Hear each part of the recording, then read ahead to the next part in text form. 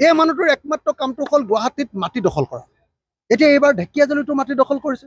সেইকাৰণে মই হাতযোৰ কৰি ঢেকীয়াজুলি ৰাইজক অনুৰোধ কৰিছোঁ যে এইবাৰ ঢেকীয়াজুলিৰ মানুহে অশোক সিংঘালক লাট মাৰি ঢেকীয়াজুলিৰ পৰা খেদি পঠিয়াব লাগে। সিংঘালে তেওঁৰ পৰিয়ালৰ নামত ঢেকীয়াজুলিত যি ধৰণে মাটি জব্দ কৰিব খুজিছে, দখল কৰিব খুজিছে, এইটোক নিন্দা কৰাই নহয়, এইটোক আমি অসমৰ সকলো মানুহে ঘৃণা কৰা উচিত।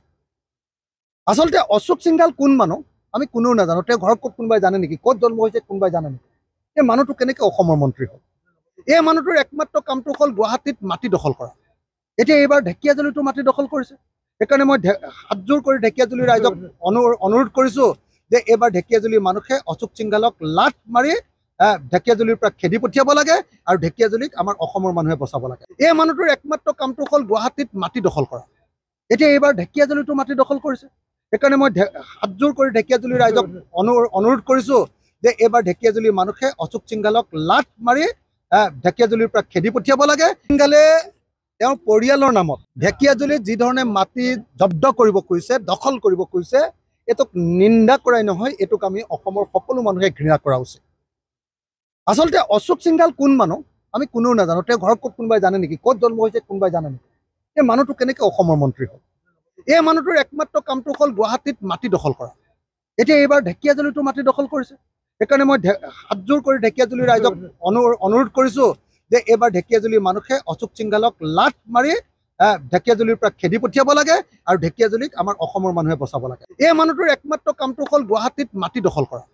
এতিয়া এইবাৰ ঢেকীয়াজুলিতো মাটি দখল কৰিছে। সেইকাৰণে মই হাতযোৰ কৰি ঢেকীয়াজুলিৰ ৰাইজক অনুৰোধ কৰিছোঁ যে এইবাৰ ঢেকীয়াজুলিৰ মানুহে অশোক সিংঘালক লাট মাৰি ঢেকীয়াজুলিৰ পৰা খেদি পঠিয়াব লাগে। সিংঘালে তেওঁৰ পৰিয়ালৰ নামত ঢেকীয়াজুলিত যি ধৰণে মাটি জব্দ কৰিব খুজিছে, দখল কৰিব খুজিছে, এইটোক নিন্দা কৰাই নহয়, এইটোক আমি অসমৰ সকলো মানুহে ঘৃণা কৰা উচিত। আচলতে অশোক সিংঘাল কোন মানুহ আমি কোনেও নাজানো। তেওঁ ঘৰত ক'ত কোনোবাই জানে নেকি? ক'ত জন্ম হৈছে কোনোবাই জানে নেকি? এই মানুহটো কেনেকৈ অসমৰ মন্ত্ৰী হ'ল? এই মানুহটোৰ একমাত্ৰ কামটো হ'ল গুৱাহাটীত মাটি দখল কৰা। এতিয়া এইবাৰ ঢেকীয়াজুলিতো মাটি দখল কৰিছে। সেইকাৰণে মই হাতযোৰ কৰি ঢেকীয়াজুলিৰ ৰাইজক অনুৰোধ কৰিছোঁ যে এইবাৰ ঢেকীয়াজুলিৰ মানুহে অশোক সিংঘালক লাট মাৰি ঢেকীয়াজুলিৰ পৰা খেদি পঠিয়াব লাগে আৰু ঢেকীয়াজুলিক আমাৰ অসমৰ মানুহে বচাব লাগে। সিংঘালে তেওঁৰ পৰিয়ালৰ নামত ঢেকীয়াজুলিত যি ধৰণে মাটি জব্দ কৰিব খুজিছে, দখল কৰিব খুজিছে, এইটোক নিন্দা কৰাই নহয়, এইটোক আমি অসমৰ সকলো মানুহে ঘৃণা কৰা উচিত।